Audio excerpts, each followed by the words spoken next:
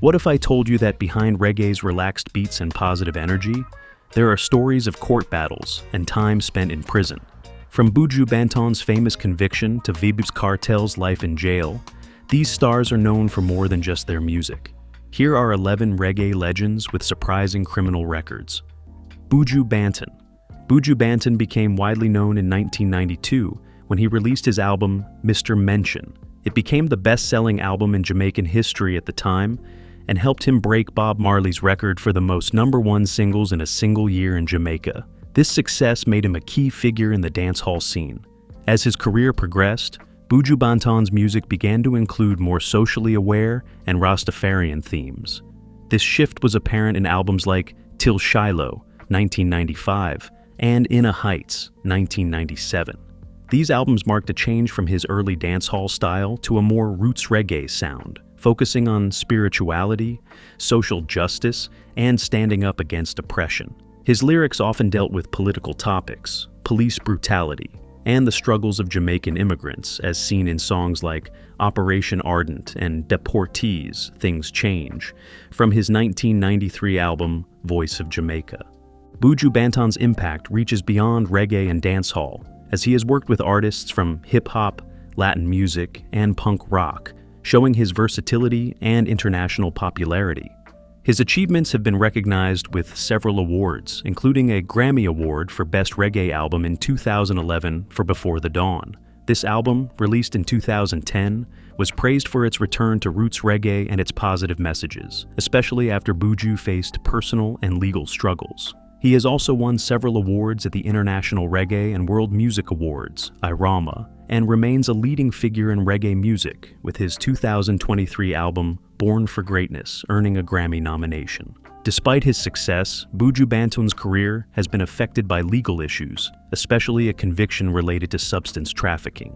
In December 2009, he was arrested in Miami and charged with conspiracy to distribute and possession of over 5 kilograms of substance. The arrest followed an undercover operation where a government informant recorded conversations with Buju about substances and was paid $50,000 for his help.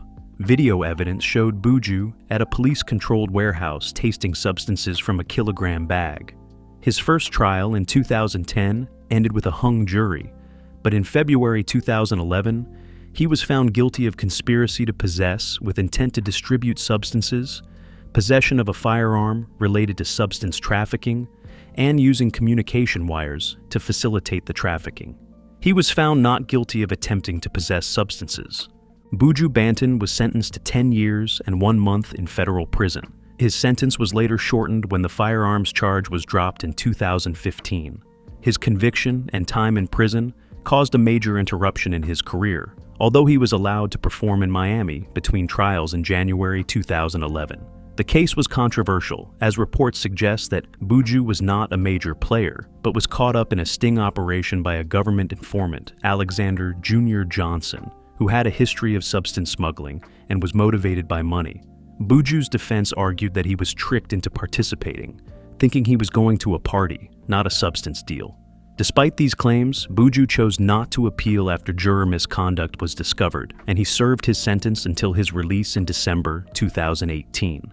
Afterward, he was deported to Jamaica. Jah Cure.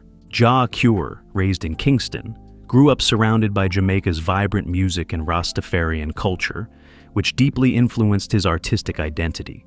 His career took off in 1997 with the release of the single King in This Jungle, a collaboration with Sizzla produced by Barris Hammond, who became a mentor and key influence in Jah Cure's music. This mentorship helped Jah Cure develop a unique vocal style, combining soulful melodies and heartfelt lyrics with spiritual and social themes, setting him apart in the reggae scene. His early hits like Zion Way and Jamaica quickly made him a rising star. His ability to blend traditional reggae with modern sounds helped update the genre while staying true to its roots. Even though his career was interrupted by legal troubles, Jah Cure continued to release music while in prison, showing his dedication and resilience. Albums like Free Jah's Cure, the album The Truth, 2000, Ghetto Life, 2003, and Freedom Blues, 2005, were released while he was incarcerated. and they included songs that topped Jamaican charts and received international praise. After his release, Jah Cure made an impressive comeback with albums like True Reflections, A New Beginning, 2007, The Universal Cure, 2009, World Cry, 2012, and The Cure, 2015. These albums showed his growth as an artist. The Cure reached #1 on the Billboard Reggae Albums chart and earned a Grammy nomination for Best Reggae Album in 2016, solidifying his place as a global reggae icon. His 2019 album, Royal Soldier, also debuted at #1 on the Billboard Reggae chart, proving his ongoing relevance and influence. Despite his musical success, Jah Cure's career has been affected by his criminal past. In 1998, when his career was gaining momentum, he was arrested and charged with serious offenses, including gun possession and robbery. In 1999, he was convicted and sentenced to 15 years in prison, a sentence he maintained was unjust. The conviction cast a shadow over his career, but Jah Cure's time in prison became a period of artistic growth and personal reflection. He recorded many songs while incarcerated, often with limited equipment. Tracks like Longing For, Love Is, and True Reflections, Prison Walls, became anthems of hope and resilience for his fans. Jah Cure's time in prison didn't hurt his popularity. Instead, it helped shape his image as a symbol of strength and endurance in reggae culture. When he was released in July 2007, it was celebrated widely, and he quickly returned to his music career, performing at festivals like the Reggae Sundance Festival in the Netherlands. Ranking Dread. Ranking Dread's early musical career helped shape the evolving sound of reggae and dancehall during the late 1970s and early 1980s. He released several albums, including Girls Fiesta, 1978, and Kunta Kinte Roots, 1979, both produced by Linval Thompson, and Lots of Loving, 1980, produced by Sugar Minot. These albums showcased his skill and versatility as a DJ. His 1981 single Fatty Boom Boom became a minor hit in the UK, known for its humorous lyrics and dancehall style, and helped him establish a presence in the UK reggae scene. In the late 1970s, Ranking Dread moved to London, where he worked with Lloyd Coxone's sound system and became a key figure in the British reggae scene. His time in the UK helped connect Jamaican reggae culture with the diaspora and influenced the development of sound system culture and reggae music abroad. While he didn't achieve the same level of mainstream success as some of his peers, his albums and singles contributed to the underground reggae movement, playing an important role in keeping reggae's global presence alive during that time. However, Ranking Dread's career and life took a dark turn when he became involved in criminal activities. He was linked to Jamaican gang leader Claude Massop and was reportedly wanted by the Jamaican police in connection with over 30 murders. After fleeing Jamaica, he moved to the UK under various aliases, including Errol Codling, and led a gang involved in substance dealing and armed robbery in Hackney. His notoriety grew, and he was dubbed the most dangerous man in Britain and the #1 Yardie Godfather, a title reflecting his feared status in both the criminal world and the public eye. Ranking Dread's criminal activities led to multiple arrests and deportations. In 1988, he was arrested in London at an illegal drinking club with illegal substances and was deported for entering the UK illegally. After being deported from the United States, he was arrested in Canada in 1990 for allegedly attacking his girlfriend with a knife after entering the country using a fake passport. He applied for refugee status in Canada, claiming political persecution in Jamaica due to his associations. Eventually, he was extradited back to Jamaica, where he died in prison in 1996, reportedly from poisoning. Busy Signal. Busy Signal's rise to fame started in the early 2000s with the guidance of dancehall legend Bounty Killer. His big break came in 2005 with the release of his hit single, Step Out, which quickly became a favorite in dancehall, showcasing his lively energy and sharp lyrics. This helped establish him as a major talent both in Jamaica and internationally. His debut album, Step Out, 2006, solidified his place in the music scene, with tracks like Step Out and These Are the Days that blended dancehall beats with reggae influences, appealing to a wide audience. Over time, Busy Signal expanded his sound to include roots reggae and Afrobeat, showing his versatility as an artist. His 2012 album, Reggae Music Again, was praised for its return to traditional reggae, reaching number 5 on the US reggae charts and earning critical acclaim. Busy Signal's influence goes beyond his solo career. He has worked with a wide range of artists including Damian Marley, Terrace Riley, Major Lazer, and Ika Mouse, helping bring Jamaican music to global audiences in various genres. His feature on Major Lazer's track, Watch Out For This, Boomaye, introduced dancehall to electronic and pop music fans worldwide, increasing his global impact.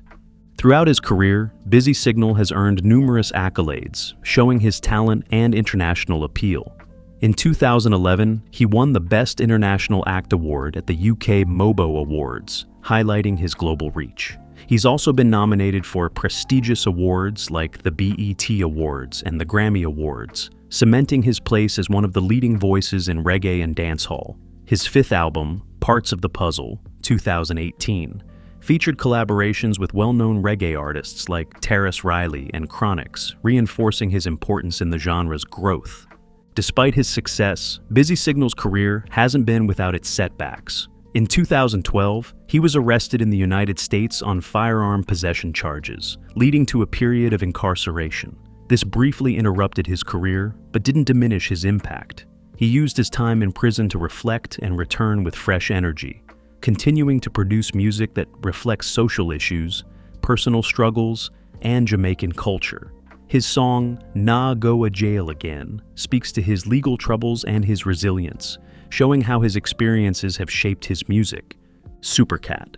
Supercat's early journey into music involved helping out at the Bamboo Lawn Club and learning from dancehall greats like Dillinger and Ranking Trevor. His first single, Mr. Walker, became popular in Jamaica, but it was the release of Boops and his debut album, See Boops Day, that made him a household name, sparking many responses and solidifying his place in reggae history.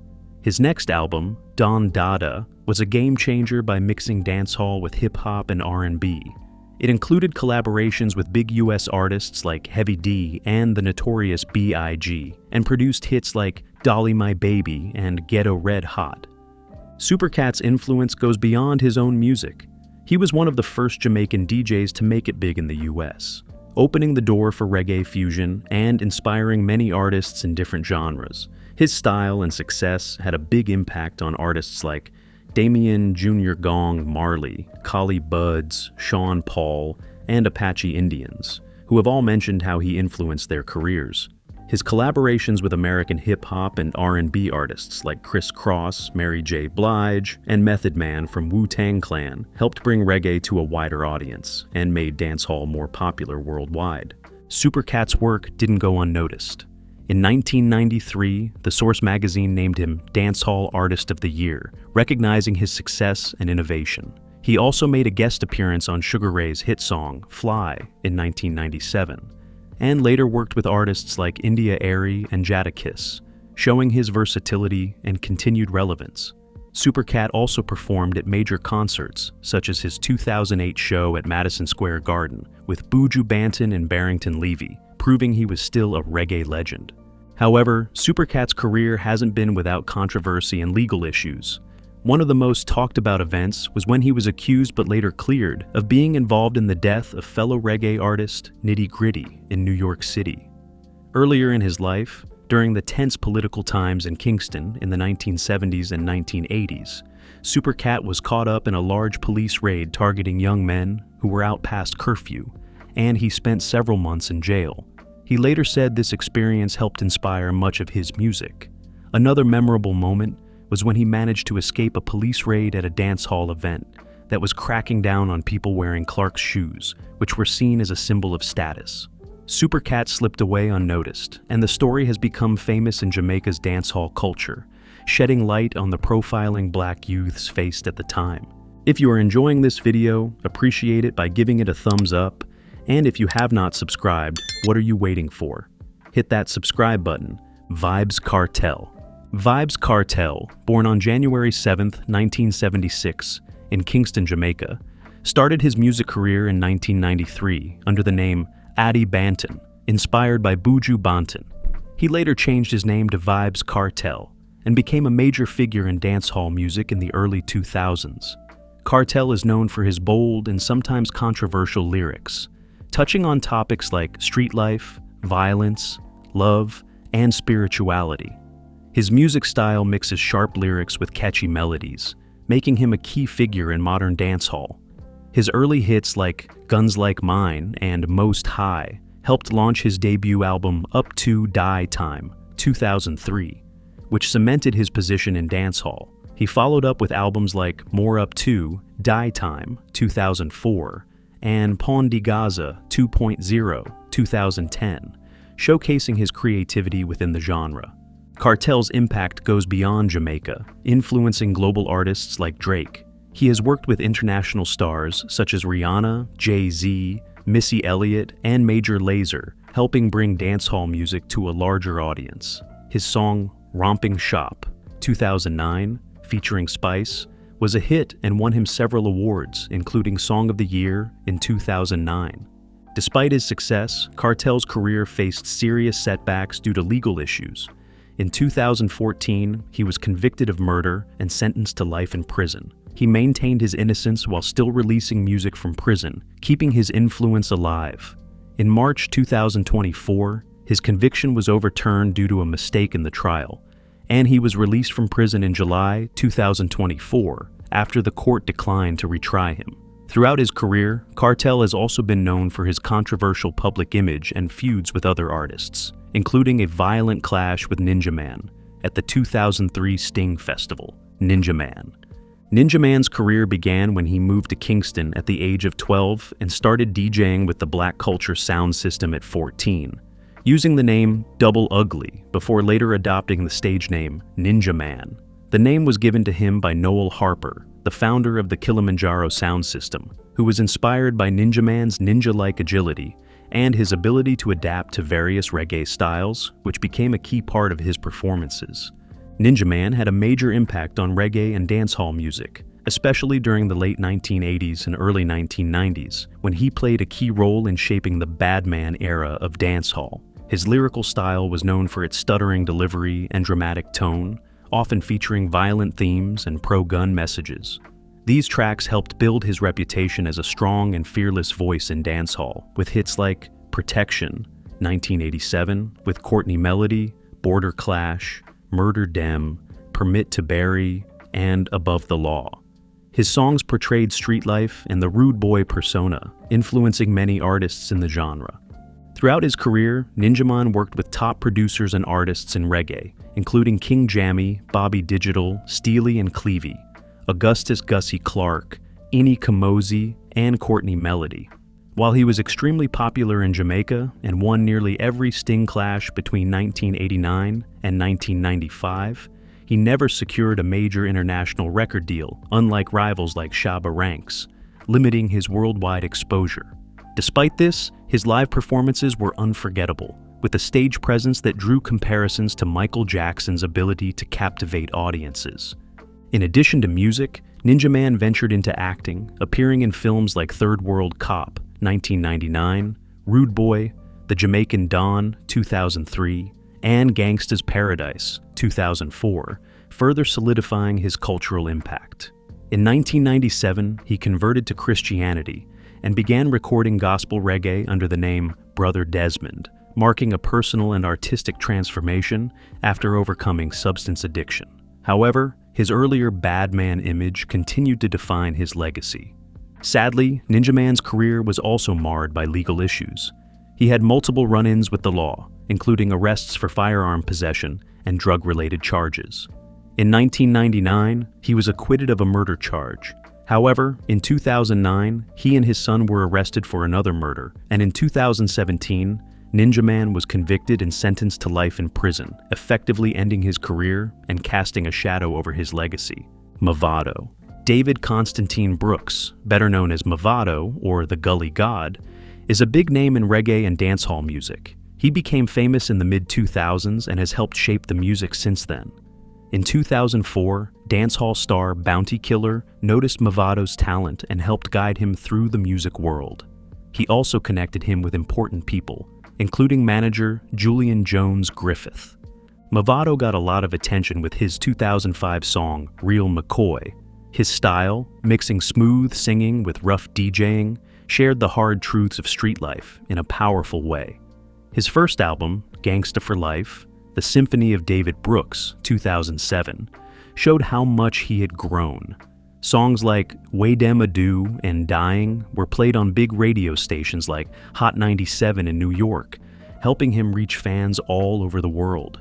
His music often talks about struggle, loyalty, and personal loss, with tracks like Pon the Gully Side and Sadness showing his deeper side. Besides his solo work, Mavado has teamed up with big artists like Nicki Minaj, DJ Khaled, and Rick Ross. These songs helped take dancehall to new audiences. His deal with DJ Khaled in 2011 pushed his music even further worldwide. Over the years, he's won awards like the MOBO for Best Reggae Act and was named Jamaica's Youth Ambassador in 2012. However, Mavado's career hasn't been without problems, especially with the law. In 2007, when his fame was growing, he was arrested by Jamaican police and said he was mistreated while in custody. He claimed to have suffered a serious injury to his hand, which caused 3 of his fingers to be severed and needed surgery to be reattached. The police said that he escaped while being treated, which led to his rearrest. He was charged with shooting with intent and illegal possession of a firearm in relation to an incident on July 27, 2007. Mavado was released on bail, but his legal troubles continued, and he was even denied entry to the United States.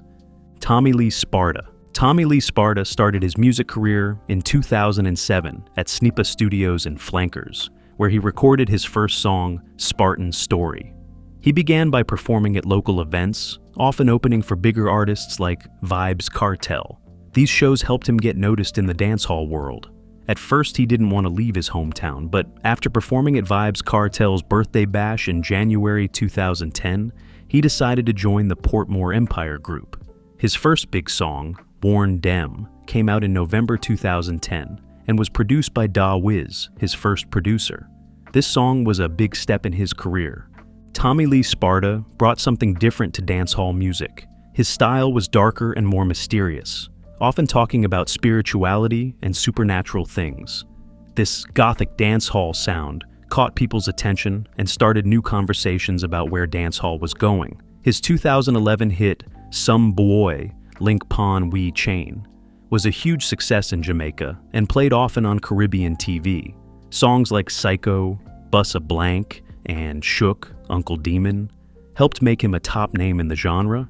He also performed at big festivals like Reggae Sumfest and Sting in 2012, where many saw him as a rising star. His shows are full of energy, and his unique look helps him stand out.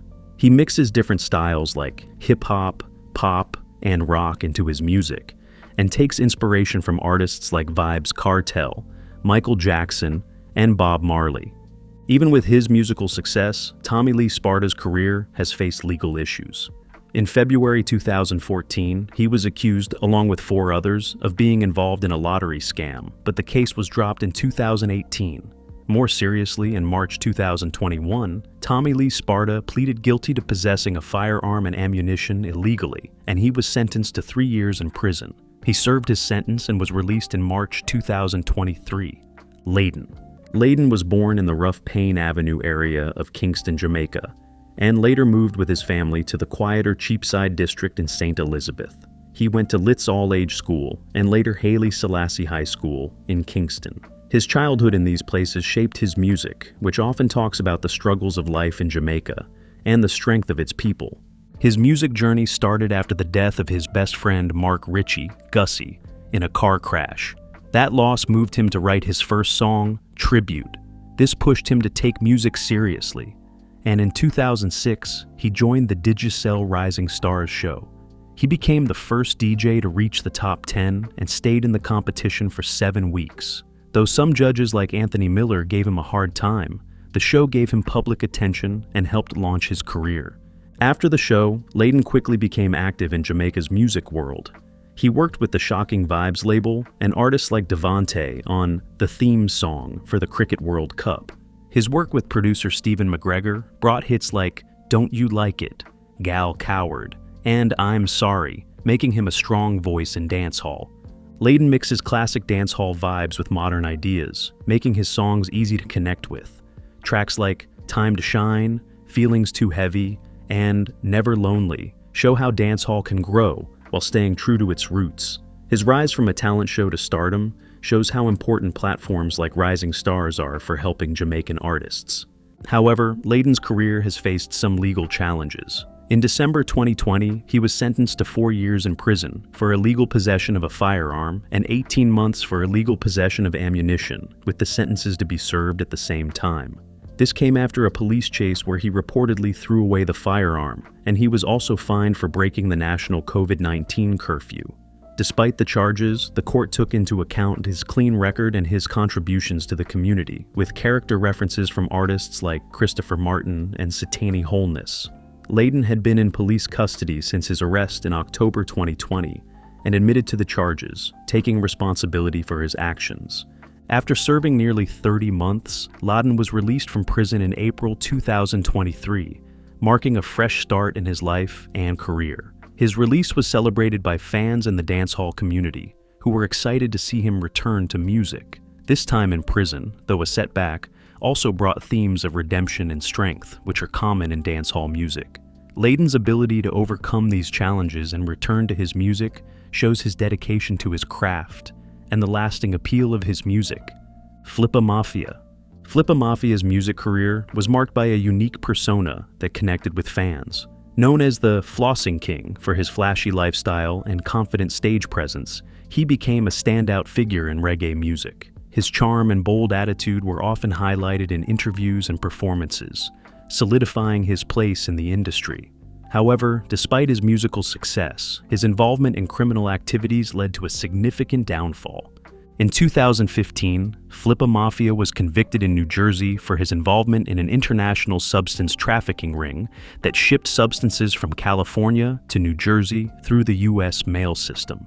The investigation, called Operation Next Day Air, was a joint effort by the New Jersey State Police, the U.S. Drug Enforcement Administration, DEA, and the Division of Criminal Justice.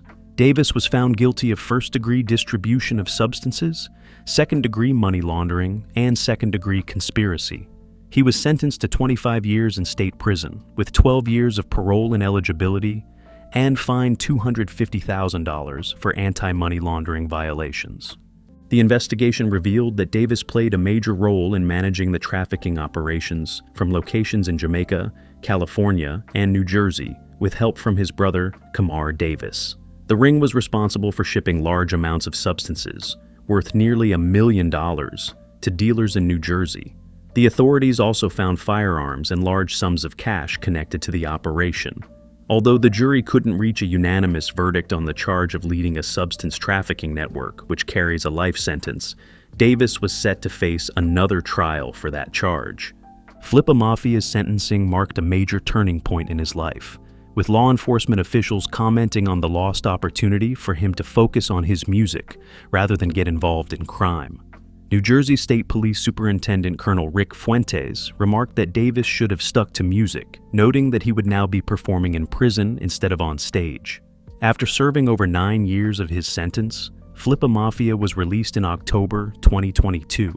Since his release, he has expressed a desire to rebuild his life and music career. He has spoken about his commitment to staying out of trouble and using his experiences to create a documentary about his life. In interviews, Davis has maintained his innocence on some of the allegations and denied cooperating with authorities against his associates. He also completed his education while in prison and now seems focused on using his story to inspire and caution others. Which of these reggae stars' run-ins with the law shocked you the most? Share your thoughts in the comments below. And don't forget to like, subscribe, and hit the notification bell so you never miss our latest content.